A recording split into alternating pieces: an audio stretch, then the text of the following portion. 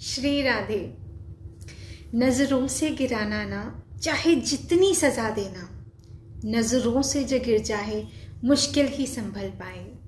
हमें राधा रानी से नित्य प्रार्थना करनी चाहिए कि हमारी बुद्धि को सही मार्ग पर रखना और हमसे कोई भी ऐसा कृत्य कभी ना करने देना जिसके द्वारा हम भगवान ठाकुर जी आपकी नज़र में गिर जाएं। ये प्रार्थना हमें नित्य करनी चाहिए। आइए आज हम एक माला साथ में करते हैं, फिर हम श्रीमद् भागवत महापुराण पे डिस्कशन करेंगे और फिर जगन्नाथ जी की मैंने आज ही एक नई लीला सुनी, उस विषय में हम चर्चा करेंगे। निताय गौर हरि हरि बोल। आप सबका बहुत बहुत स्वागत है। आज से श्राद्ध पक्ष भी आरंभ हुए हैं और इन दिनों में अधिक से अधिक भागवत श्रवण होना चाहिए।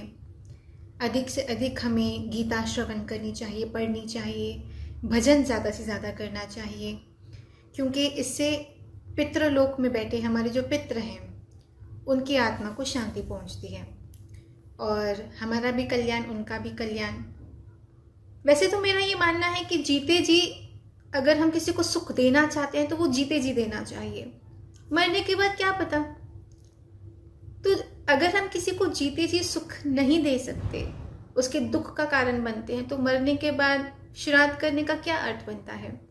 इसलिए जीते जी जो भी हमारे इर्द गिर्द हैं, सगे संबंधी, परिवार वाले, इनको प्रेम देना आवश्यक है, इनको आदर देना आवश्यक है, ताकि इनकी आत्मा से दुआ निकले। एक बात मैं कहीं सुन रही थी, मैं आपसे शेयर करूं। जब हम किसी का भला करते हैं, जब हम किसी के साथ अच्छा करते हैं, तो उसके अंतर मन से हमारे लिए दुआ निकल जाती है कभी कभी, और वो अंतर मन से निकली हुई दुआ असर दिखाती है। इसके लिए अगर हमें कुछ जमा करना है तो फिर दुआएं जमा करनी चाहिए, भजन जमा करना चाहिए, जीते जी लोगों को आनंद देना चाहिए, ताकि हम उनके दुआ का पात्र बने, बदुआ का नहीं। तो आइए आज हम लोग भागवत महापुराण की ओर चलते हैं। सबसे पहले मंगलाचरण आरंभ करते हैं। ओम नमो भगवते वासुदेवाय। ओम नमो भगवते वासुदेवाय। ओम नमो भगवते वासुदेवाय। कृष्णाय वासुदेवाय देवकी नंदनाय च नंदगोपकुमाराय गोविंदाय नमो नमः। हे कृष्ण करुणा सिंधु दीनबंधु जगतपते गोपेश गोपीकांता राधाकांत नमोस्तुते। तप्त कंचन गौरंगी राधे वृंदावनेश्वरी वृषभानुसुत देवी प्रणमामि हरिप्रिया। श्री कृष्ण चैतन्य प्रभु नित्यानंद श्री अद्वैत गदाधर श्रीवासादि गौर भक्त वृंदा। हरे कृष्ण कृष्ण कृष्ण हरे हरे, हरे राम राम राम हरे हरे। नारायणं नमस्कृत्य नरं चैव नरोत्तमं देवीं सरस्वतीं व्यासं ततो जयमुदीरये। श्री राधे। आप सबका बहुत स्वागत है आज के लाइव में। तो आइए हम भागवत महापुराण पे जहां हमने चर्चा अधूरी छोड़ी हुई है वहां से कंटिन्यू करते हैं। अब शौनक आदि ऋषियों ने सूत गोस्वामी से पूछा कि युधिष्ठिर जी महाराज का राज्य अभिषेक हो गया, वो राज्य करने लगे, शासन करने लगे, लेकिन उनकी जो आसक्ति थी किसी भी वस्तु में, व्यक्ति में तो थी नहीं, तो उन्होंने शासन कैसे किया। तो यहां पर अब सूत गोस्वामी बता रहे हैं, सूत जी बता रहे हैं कि भगवान श्री कृष्ण ने जब युधिष्ठिर जी महाराज को राज्य अभिषेक कर कर राजपाट का कारोबार सौंपा, समस्त जगत के उनको राजा घोषित कर कर उनको नियंता घोषित किया सारे राज्यों का, तो भगवान श्री कृष्ण स्वयं बहुत प्रसन्न हुए, खुश हुए, क्योंकि जब धर्म की स्थापना होती है तो भगवान बहुत खुश होते हैं। फिर चाहे वो धर्म राज्य में स्थापित हो या व्यक्तिगत जीवन में, भगवान बहुत प्रसन्न हो जाते हैं। ठाकुर जी वहीं पर है जहां धर्म है। अधर्म के पक्ष में भगवान कभी नहीं होते। पांडव समस्त आयु में, उनकी पूरी आयु में वो हमेशा धर्म के मार्ग पर चले, तो भगवान ने भी कभी उनका साथ नहीं छोड़ा। हम अगर चाहते हैं कि भगवान हमारा भी साथ हमेशा निभाएं, तो हमारा भी धर्म पर चलना बहुत आवश्यक है। अगर हमारे जीवन में नैतिकता नहीं है, धर्म नहीं है, तो भगवान हमारे भी जिंदगी में कभी नहीं रहने वाले। और अगर हम चाहते हैं कि श्याम सुंदर ठाकुर जी, जो तीनों जगत के, तीनों लोकों के जगतपति हैं, स्वामी हैं, और जो उनकी भी स्वामिनी है किशोरी, जो हमारी राधा रानी, अपनी कृपा हम पर बरसाए, तो हमारे जिंदगी में नैतिकता और धर्म का होना बहुत जरूरी है। तो अब यहाँ पे युधिष्ठिर जी महाराज का राज्य अभिषेक कर कर भगवान बहुत प्रसन्न हुए, और युधिष्ठिर जी महाराज ने जो शिक्षाएं पितामह भीष्म एवं भगवान श्री कृष्ण से प्राप्त की, जिन पे चर्चा हम कर चुके हैं प्रीवियस सेशंस में, उसके अनुकूल राज्य का कारोबार संभालने लगे। ऐसे करते करते बहुत समय बीत गया। अब यहाँ पर युधिष्ठिर जी महाराज के राज्य में उनके गाइडेंस के अंडर, क्योंकि धर्म परायण पूरा राज्य चल रहा था, तो समय पर वर्षा होती थी, खेती बाड़ी बराबर हो रही थी, गैया दूध बराबर दे रही थी, गौशालाओं में दूध आ रहा था, एवं सब जगह प्रसन्नता। क्षमा कीजिएगा, नेटवर्क चला गया था। I am really sorry for that, but hopefully the network is back now. आइए हम लोग कथा फिर से कंटिन्यू करें। यहाँ पर अब युधिष्ठिर जी महाराज के गाइडेंस के अंदर समस्त जगत में जो भी राज्य था, वहाँ पर सही तरह से खेती बाड़ी हो रही थी, गैया दूध दे रही थी, समय पर वर्षा होती थी, क्योंकि धर्म था, क्योंकि जहाँ पे धर्म है वहाँ पर ये सब सही चलता है वहाँ पर। Please let me know that through the comments, is the network proper now? Hare Krishna Krishna Krishna Hare Hare, Hare Ram Ram Ram Hare Hare, Hare Krishna Krishna Krishna Hare Hare, Hare Ram Ram Ram Hare Hare. जी, अब यहाँ पर भगवान श्री कृष्ण पांडवों के साथ हस्तिनापुर में 6 महीने तक रह रहे थे, माफ कीजिएगा कई महीनों तक रहे। अब बहुत महीने बीत गए, तो भगवान श्री कृष्ण ने सबसे विदा ली। अब इतनी बार भगवान को रोक दिया गया था, तो अब कैसे रोकें? याद रखना, भगवान श्री कृष्ण के लिए भागवत में आता है कि भगवान श्री कृष्ण की जितनी रानियां थी, 16,108 रानियां, उसमें 8 पटरानियां। भगवान श्री कृष्ण एक एक रानी के लिए उन्होंने सोने का महल बनवाया था, और उसमें से प्रत्येक दिन एक एक महल से 13,000 कुछ संख्या का गायों का दान होता था ब्राह्मणों को। तो भगवान श्री कृष्ण एक ही समय हर महल में उपस्थित थे। अब ये मत सोचिएगा कि अगर भगवान हस्तिनापुर में थे तो अपने द्वारका के दायित्वों से विमुख हो रहे थे। नहीं, भगवान वहां पर भी उपस्थित थे। भगवान सर्वव्यापी हैं, वो हर जगह उपस्थित हैं। अब भगवान श्री कृष्ण ने जब यहाँ पर लीला के अनुकूल युधिष्ठिर जी महाराज एवं पांडवों से विदा ली, सुभद्रा मैया, कुंती मैया, धृतराष्ट्र, गांधारी, द्रौपदी, उत्तरा, सबसे विदा ली, तो सबको मन में थोड़ा दुख होने लगा कि भगवान अब जा रहे हैं। लेकिन कोई भी रो नहीं रहा था, क्योंकि वो उन्हें ये लगा कि हमारे रोने से कहीं अशकुन ना हो जाए, अपशकुन ना हो जाए, इसलिए वो कोई रो नहीं रहा था, अपने मन को बंधा रहे थे। अब यहाँ पे भगवान श्री कृष्ण द्वारका की जब यात्रा करने लगे, तो युधिष्ठिर जी महाराज ने वहां पर भगवान श्री कृष्ण को आलिंगन किया, उन्हें स्वीकृति दे दी कि अब आप भले जा सकते हैं। जिसके जीवन में देखिए, एक बार किसी को, यहाँ पे सूत जी कह रहे हैं कि एक बार भगवान के किसी को रस लग गया तो फिर वो संसारिक रस के साथ नहीं रह पाएगा। संसार में तो रस वास्तव में है भी नहीं, लेकिन जिसको एक बार भी क्षण के लिए भी भगवान के प्रेम का वो रस मिल गया, तो फिर वो उसके नीचे नहीं आ पाएगा। संसारिक भोगों में उसको आसक्ति नहीं हो पाएगी। एक बार किसी ने घी का खाना की आदत पड़ गई तो वो साधारण तेल में खाना नहीं खा पाएगा। एक बार किसने कृष्ण प्रेम भक्ति के रस को चख लिया, फिर वो संसार की भोगों में उसको घृणा होगी उन चीजों से। एक बार जिसने कृष्ण का दर्शन कर लिया, अब उसको किसी भी चीज की कोई भी प्रकार की आसक्ति नहीं रहेगी। एक बार जिसने कृष्ण कथा सुनने की आदत डाल ली, उसको निंदा इत्यादि सुनने में आनंद नहीं आएगा। और ये स्वाभाविक बात है, हम देखते हैं कि हमारे इर्द गिर्द जितने भी लोग हैं, ज़्यादातर जब किसी में कॉन्वर्सेशन होती है, उसका जो एक बोलते हैं टॉपिक होता है, वो नेगेटिव ही होता है बात करने का। किसी की निंदा कर ली, किसी का उपहास कर लिया।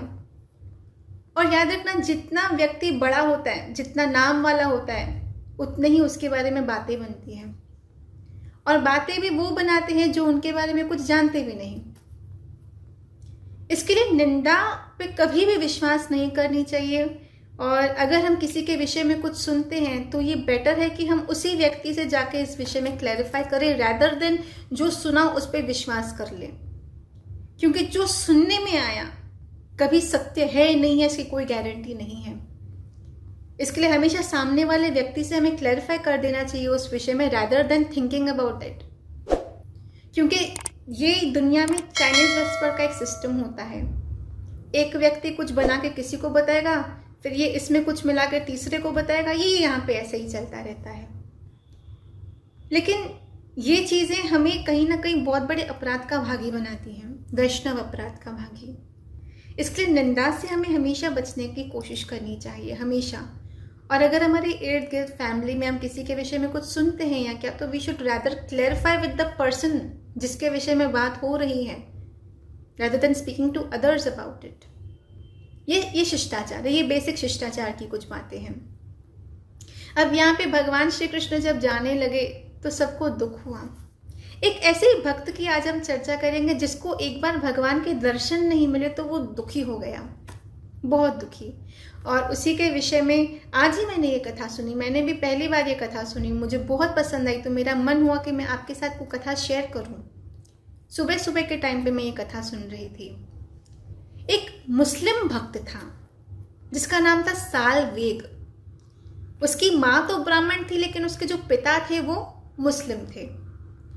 यहाँ पर पहले ऐसे होता था कि हठपूर्वक स्त्रियों को उठाकर उनका विवाह करा दिया जाता था। तो इस बालक की माँ के साथ भी कुछ ऐसा ही हुआ था। हठपूर्वक उसकी माँ का विवाह हुआ था उस मुस्लिम कालवेग के साथ। कालवेग का पुत्र हुआ सालवेग। सालवेग एक बहुत बड़ा भक्त हुआ। तो कालवेग ने इस ब्राह्मण कन्या के साथ हठपूर्वक विवाह कर दिया। और ये जब अपने प्राण त्यागने जा रही थी तो उस समय वो गर्भवती थी। तो जब वो अपने प्राण त्याग रही थी तो उसके मन में ये बात आई कि मेरे साथ जो हुआ ये मेरे किसी पिछले जन्म का, पिछले कर्मों का फल होगा, लेकिन जो मेरे गर्भ में शिशु है इसका क्या दोष? इसको तो मैं भक्त बनाकर, इसको तो मैं अच्छे संस्कार देकर, इसको तो मैं एक अच्छा जीवन देकर स्वयं का भी जीवन सुखद कर सकती हूँ। तो उसकी माँ ने ये निर्णय लिया कि मैं प्राण का त्याग न कर कर इस बच्चे को जन्म दूंगी। और उसने उस बच्चे को जन्म दिया और रोज सुबह प्रातःकाल उसे उठाकर जगन्नाथ जी के विषय में उसे बताया करती थी। जगन्नाथ जी के विशाल नेत्रों के बारे में, जगन्नाथ जी के सुंदर लीलाओं के विषय में, जगन्नाथ जी के एक उनका कैसा दिखने का, उनका कैसा अपीयरेंस है उस विषय में बताया करती थी। अब सालवेग ने कभी भी जगन्नाथ जी का दर्शन तो किया नहीं था, तो वो बस इमेजिन करता था कि अच्छा जगन्नाथ जी ऐसे हैं, जगन्नाथ जी ऐसे हैं, जगन्नाथ जी के नेत्र ऐसे हैं, जगन्नाथ जी के हाथ ऐसे, तो ये वो इमेजिन करता रहता था। एक दिन जब वो अपने घर पे खिड़की पे बैठा था छत पर, तो उसने देखा कि नीचे से बहुत सारे लोगों की पालकी जा रही है, बहुत सारे लोग तैयार होकर कहीं जा रहे हैं। तो उसने अपनी माँ से पूछा कि माँ ये जो लोग जा रहे हैं ये कहाँ जा रहे हैं?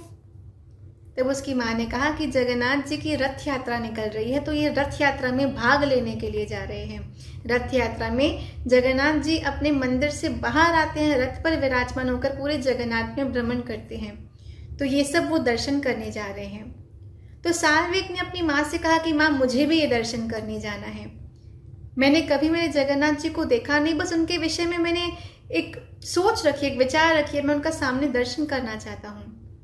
तब सालवेग की माँ ने सालवेग से कहा कि अगर पुत्र तुम इनके साथ चले गए तो तुम्हारे पिता मुझे जीवित नहीं छोड़ेंगे, तुम यहीं पर रहो, यहीं पर रहकर उनका चिंतन करो। तो सालवेग दुखी हो गया और जगन्नाथ जी की स्तुति गाने लगा, जगन्नाथ जी की महिमा गाने लगा। तो उसने एक प्रार्थना गाई उड़िया भाषा में। तो प्रार्थना का अर्थ कुछ इस प्रकार था कि उसने जगन्नाथ जी से कहा कि हे नीलाचल पर्वत के हाथी, जिस प्रकार हाथी जब निकलता है ना तो एकदम विशाल हाथी एकदम गौरव के साथ निकलता है। तो जितने भी कमल के उसको नीचे वन दिखते हैं, कुंज दिखते हैं कमल के, उनको वो अपने पैरों के नीचे कुचल देता है। उसी तरह से हे जगन्नाथ जी, मुझे नहीं पता मेरे किस पूर्व जन्म के कैसे पाप उदय हुए हैं कि मैं आपके दर्शन करने नहीं आ पा रहा जगन्नाथपुरी में। मेरी इच्छा तो बहुत है कि मैं भी आपके दर्शन करूं, अपने जन्म को सफल करूं, अपने आप को कृतार्थ करूं, लेकिन प्रभु मुझे आपके दर्शन नहीं मिल पा रहे। तो जिस प्रकार हाथी कमल के कुंज को कुचल देता है, वैसे आप मेरे पापों को कुचल कर मुझे अपने दर्शन दीजिए। अब साल्वेग इस प्रकार से प्रार्थना कर ही रहा था और वहां पे जगन्नाथ, बलदेव, सुभद्रा मैया मंदिर से बाहर निकले, रथ पर विराजमान हुए, रथ यात्रा आरंभ हुई। तो बलदाऊ जी और सुभद्रा जी का जो रथ था वो तो आगे बढ़ गया, लेकिन जगन्नाथ जी का रथ तस से मस न हुआ, हिल नहीं रहा था एक भी जगह से। हाथी मंगाए गए, लोगों ने बहुत खींचा, लाखों की संख्या में लोग खींच रहे हैं रस्सी, लेकिन रथ आगे नहीं बढ़ रहा। तो जो राजा थे वो जगन्नाथ जी के चरणों में गिर पड़े और कहा कि जगन्नाथ जी, क्या मुझसे कोई अपराध हुआ है या किसी ने कोई अपराध किया है कि आपका रथ आगे नहीं बढ़ रहा? तब जगन्नाथ जी ने अंतर मन में प्रेरणा दी राजा को और कहा कि मैं इसीलिए आगे नहीं बढ़ा रहा अपना रथ कि मुझे दूर दूर तक मेरा भक्त नहीं दिखाई दे रहा। राजा ने कहा, जगन्नाथ जी ये तो बड़ी विचित्र बात कह रहे हैं आप, लाखों की संख्या में भक्त उपस्थित हुए हैं केवल आपके इस रथ का दर्शन करने हेतु, और आप कह रहे हैं कि कोई भक्त नहीं दिख रहा।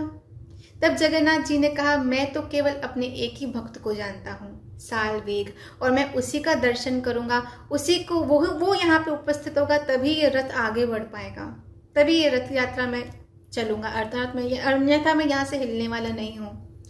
तब राजा ने अपने सारे सेवाधारियों को बुलाया और रथ उनके लिए पालकी भेजी साल्वेग के घर पर। साल्वेग को मंगवाया गया और साल्वेग जैसे ही वहां पर पहुंचे, रथ पालकी में चढ़कर जैसे रथ के यहाँ पर पहुंचे, जगन्नाथ जी को देखा तो जगन्नाथ जी की जो विग्रह है, श्री विग्रह, वो हिलने लगी, डगमगा, ऐसे धूम से ऐसे झूमने लगी, जबकि कोई भी झुमा नहीं रहा था, स्वतः जगन्नाथ जी झूमने लगे, मानो कि कह रहे हैं कि हे साल्वेग, आजा मेरे हृदय से लग जा, राजा इसको मेरे हृदय से लगा दो। झूमने लगे जगन्नाथ जी।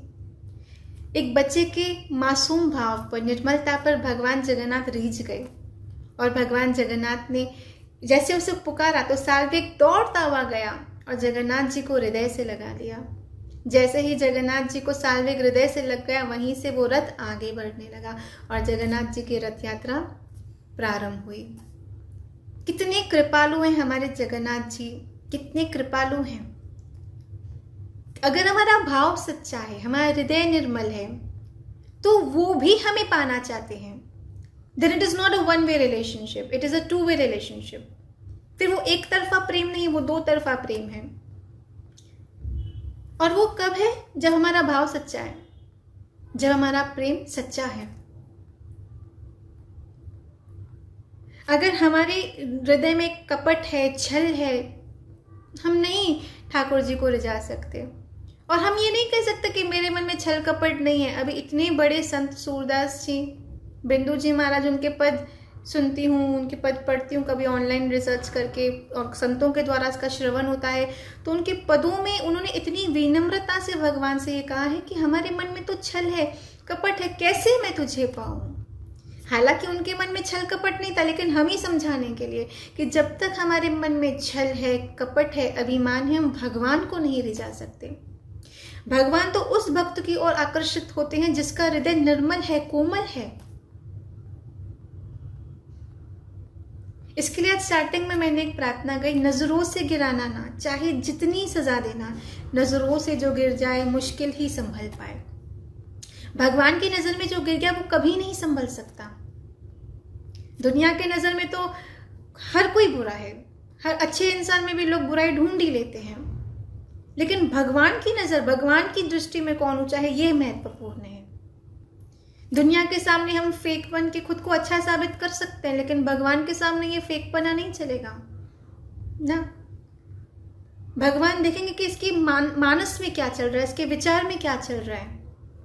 दुनिया के सामने हम मधुर भाषी बने, दुनिया के सामने हम वेल मैनर्ड बने, लेकिन अंतर्मन में अगर खोट है, भगवान को नहीं रिझा पाएंगे। अगर भगवान को हम प्रसन्न करना चाहते हैं, अगर मैं चाहती हूँ कि कृष्ण मुझ पे रीझें, अपना दर्शन दें, अपना प्रेम बरसाएं, तो कुछ चीजें हमें बहुत महत्वपूर्ण याद रखनी है। पहला, हृदय को निर्मल रखना है। दूसरा, बहुत महत्वपूर्ण बात, वैष्णव अपराध से बचना है। मैं आपको एक बात बताऊं, चैतन्य चरितामृत में घटना आती है, जब चैतन्य महाप्रभु की अंतिम लीला का समय आया, भगवान चैतन्य महाप्रभु अब अपनी लीलाएं समेटने वाले थे, तो उन्होंने कृष्ण प्रेम का वितरण आरंभ किया। जो भी उनके परिकर में थे सबको बुलाया गया और सबको कृष्ण प्रेम का दान दे रहे थे चैतन्य महाप्रभु। अब सबको तो दान दे दिया, लेकिन अपनी माँ सची देवी को वो कृष्ण प्रेम का दान नहीं दे रहे थे। सची देवी ने कहा कि पुत्र, मैं तो तुम्हारी माँ हूं, मैंने तुम्हें पाला है, पोसा है, तुम तो मुझसे प्रकट हो, तो मुझे कृष्ण प्रेम का दान नहीं दोगी क्या? तब चैतन्य महाप्रभु ने कहा, नहीं माँ, आप कृष्ण प्रेम के अधिकारी नहीं हो, क्योंकि आपसे मेरे परम प्रिय अद्वैत जी के प्रति अपराध बना है। कैसा अपराध? अद्वैत प्रभु के संग में रह रहकर चैतन्य महाप्रभु के मन में संन्यास लेने की इच्छा जागृत हुई थी। तो क्योंकि अद्वैत महाप्रभु की शिक्षाओं के कारण चैतन्य महाप्रभु ने संन्यास लिया, तो कहीं ना कहीं सची माता के मन में अद्वैत प्रभु के प्रति द्वेष था, और उस द्वेष की वजह से उनसे एक वैष्णव अपराध जाने अनजाने बन गया था। तो चैतन्य महाप्रभु ने कहा कि माँ, जब तक आप अद्वैत प्रभु से क्षमा नहीं मांग के आएंगे, तब तक मैं आपको कृष्ण प्रेम नहीं दूंगा। तब जाके सच्ची माता जब अद्वैत प्रभु से क्षमा मांगने गई, तो अद्वैत प्रभु रो पड़े, बोला, मैया, मुझ पे अपराध चढ़ा रही हैं आप, मेरे मन में आपके प्रति कोई द्वेष नहीं, मैं तो महाप्रभु की जो लीलाओं में मुझे किरदार दिया गया था उसी को पूरा कर रहा था, उसी के अनुकूल मैंने उन्हें शिक्षाएं प्रदान की, जो जैसे हरि की लीला थी, आप मुझे गलत ना समझें। तब जब सच्ची माता के मन से वैर द्वेष निकला, तब जाके चैतन्य महाप्रभु उन्होंने कृष्ण प्रेम प्रदान किया। इसका अर्थ, जब तक हमारे हृदय में द्वेष है, ईर्ष्या है, छल है, अभिमान है, हम कृष्ण प्रेम के रस को नहीं चख पाएंगे। सच्ची माता को नहीं मिला कृष्ण प्रेम, हमें कहां से मिल देंगे महाप्रभु ये प्रेम, अगर हमारे मन में ये सब है। तो दुनिया को बदलने की कोशिश करने के बजाय हमें खुद को बदलना है। एक ही जीवन है, इसमें हमें अपने अंतर्मन में परिवर्तन लाने की कोशिश करनी है। दुनिया के पीछे हम भागेंगे, उन्हें बदलने का प्रयास करेंगे, we're not going to succeed in that, हमें उसमें सफलता नहीं मिलने वाली, क्योंकि दुनिया को हम कितना भी समझाएं, बदलना हमें खुद को है, दुनिया नहीं बदलने वाली। यहाँ पर ये जो दुनिया है ना, ये बहुत ही विचित्र दुनिया है। सीता माता को तक उन्होंने बदनाम किया, तो फिर हम कौन हैं? इसके लिए दुनिया को मनाने के बजाय, दुनिया के सामने दुनिया को बदलने के बजाय, हमारा प्रयास ये होना चाहिए कि हम खुद को बदलें, अपने अंतर्मन में परिवर्तन लाएं, क्योंकि हमें ठाकुर जी को रिझाना है, हमें दुनिया को नहीं रिझाना। Let us utilize our time in self-monitoring ourselves and we should always try to change ourselves and take a step forward in our spiritual life. हमें हमेशा अपने आध्यात्मिक जीवन में एक कदम आगे बढ़ने की कोशिश करनी चाहिए। जहाँ पर है उससे थोड़ा और आगे, थोड़ा और आगे, थोड़ा भजन बढ़े। तो कल मैंने व्हाट्सएप पे अपने स्टेटस पे शेयर किया, जो भी मेरे से व्हाट्सएप पे कनेक्टेड है, एक संकल्प हम सब ने साथ में मिलकर किया क्या कि अब से हमारा शास्त्र अध्ययन बढ़ेगा, हमारा भजन बढ़ेगा, हमारी भक्ति हमें बढ़ाने का प्रयास करना है, यहाँ वहाँ की बातों से बचने का प्रयास करना है। ये हम लोगों ने संकल्प किया, मेरी फ्रेंड्स और मैं हैं, हम सब ने मिलके व्हाट्सएप पे, हम लोगों का छोटा सा ग्रुप है, हम लोगों ने मिलके ये संकल्प किया सब ने। फिर हम लोगों ने सब ने अपने स्टेटस पर डाल दिया कि आज से हमारा संकल्प है कि हम लोगों को अपनी आध्यात्मिक जगत में प्रगति करनी है और हमें यही करना है। सूची, शिवानी, अलीशा, कोमल, पालिका, हम सब वी ऑल डिसाइडेड कि अब हम लोग अपने आध्यात्मिक प्रगति पे ध्यान देंगे और हम सबको ये करना है, आपको भी मेरे साथ, क्योंकि हम लोगों को अभी थोड़ा आगे बढ़ना है अपने स्पिरिचुअल लाइफ में, थोड़ा और आगे, थोड़ा और आगे। के लिए मैं आज आपसे विदा लेती हूँ। आप लोग खुश रहिए, तंदुरुस्त रहिए, स्वस्थ रहिए, पॉजिटिव रहिए, हैप्पी रहिए, खुश रहिए और खुशियाँ बांटिए। ज़िंदगी छोटी सी है, इसको आनंद में बिताइए। अब मिलते हैं कल। आज नेटवर्क इश्यूज़ की वजह से सेशन में प्रॉब्लम हुई, उसके लिए मैं क्षमा प्रार्थी हूँ। अब मिलते हैं कल, तब तक के लिए इस वीडियो को शेयर करना ना भूलिएगा। हमारे फेसबुक पेज HoMI को फॉलो करना ना भूलिएगा। और इसके साथ ही साथ गौ सेवा आपके इर्द गिर्द, अभी पितृपक्ष चल रहा है तो आपके इर्द गिर्द इतनी गौशालाएँ हैं, वहाँ जाकर सेवा कीजिए। किसी गरीब को आप सहायता कर सके तो अपनी क्षमता अनुकूल उसकी सहायता कीजिए और मुस्कुराएं, किसी के मुस्कुराने की वजह बन जाए। खुश रहिए, खुशियाँ बांटिए। I'll take your permission. I'll see you all tomorrow at 4 p.m. Till then, Jai Shri Krishna, Shri Radhe.